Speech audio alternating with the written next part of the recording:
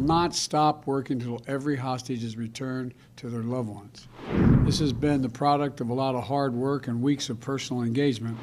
We've been in close contact with the leaders of Qatar, Egypt, and Israel, speaking with each one of them repeatedly over the past few weeks. I'm going to continue working with the Emir of Qatar, President Sisi of Egypt, and Prime Minister Netanyahu of Israel to do everything possible to see the hostages are freed, all the hostages. 2 days ago, one of our fellow Americans, a little girl named Abigail, who turned 4 years old, she spent her birthday, and at least 50 days before that, held hostage by Hamas. Today, she's free, and Jill and I, together with so many Americans, are praying for the fact that she is going to be all right. You know, she's free and she's in Israel now. And so those who are now wrapping Abigail in love and care and the supportive services she needs, she's been through a terrible trauma. You know, her mom was killed in front of her when her kibbutz was attacked by Hamas terrorists on October 7th. Abigail ran to her dad then, who then was gunned down as well, while using his body to shield little Abigail. She then ran to a neighbor for help, where they were all taken hostage. That entire house of neighbors were taken hostage by Hamas and held for 50 days. What she endured is unthinkable.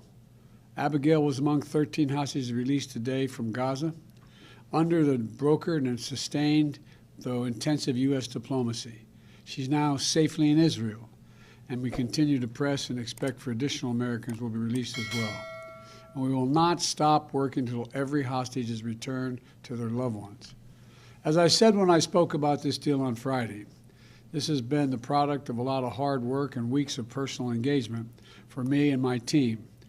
We have been in close contact with the leaders of Qatar, Egypt, and Israel, speaking with each one of them repeatedly over the past few weeks to help secure this deal. We spoke again yesterday with the Emir of Qatar, who I owe special thanks to, in order to keep the hostage release on track and push for Abigail to be part of this release. And I'll be speaking again shortly with Prime Minister Benjamin Netanyahu, and we will continue to remain personally engaged to see that this deal is fully implemented and work to extend the deal as well. For weeks, I've been advocating a pause in the fighting for two purposes: to increase the assistance getting into the Gaza civilians who need help, and to facilitate release of hostages. And we know that innocent children in Gaza are suffering greatly as well, because this war that Hamas has unleashed has such consequences. Thousands have been killed, and from the earliest days of this crisis, I've worked closely with President Sisi of Egypt, the Israeli government, King Abdullah of Jordan, and leaders throughout the region to expand the delivery of critical humanitarian assistance to help innocent Palestinians in need who are not part of Hamas. Under this deal, fighting in Gaza has now been paused for 3 days. Over that time, 58 hostages have been released, including a Thai, a Filipino, and Russian nationals. Dozens of families have been reunited.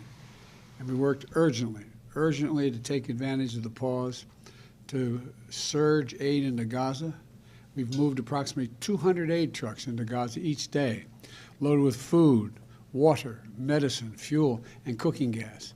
More is needed, but this deal is delivering life-saving results. Critically needed aid is going in, and hostages are coming out.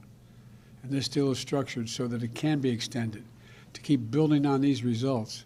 That's my goal, that's our goal, to keep this pause going beyond tomorrow so that we can continue to see more hostages come out and surge more humanitarian relief into those who are in need in Gaza. We've seen this is the day-by-day approach, hour-by-hour process. Nothing is guaranteed, and nothing is being taken for granted. But the proof that this is working and worth pursuing further is in every smile and every grateful tear we see on the faces of those families who are finally getting back together again. The proof is little Abigail. More than 20 other children, 18 years and younger, have been released. They've been released through this deal as well. They've endured a terrible ordeal, and they can now begin the long journey toward healing. And I'm going to continue working with the Emir of Qatar, President Sisi of Egypt and Prime Minister Netanyahu of Israel to do everything possible to see the hostages are freed, all the hostages. I'm grateful for the personal partnership as we pursue this deal from each of those men I just mentioned. And as we've worked together to see all this implemented, and now to try to extend it further. I'll continue working with all our partners to take the hard but necessary steps to build an integrated and more prosperous and more peaceful future in the region. A two-state solution is the only way to guarantee the long-term security of both Israelis and Palestinian people. To make sure Israel and Palestinians alike live in equal measure of freedom and dignity. We'll not give up on working toward that goal. So thank you very much. From breaking news, detailed analysis, in-depth interviews and explainers, follow the Times of India. Subscribe to our YouTube channel. Don't forget to like our videos and hit the bell icon to stay updated with the latest.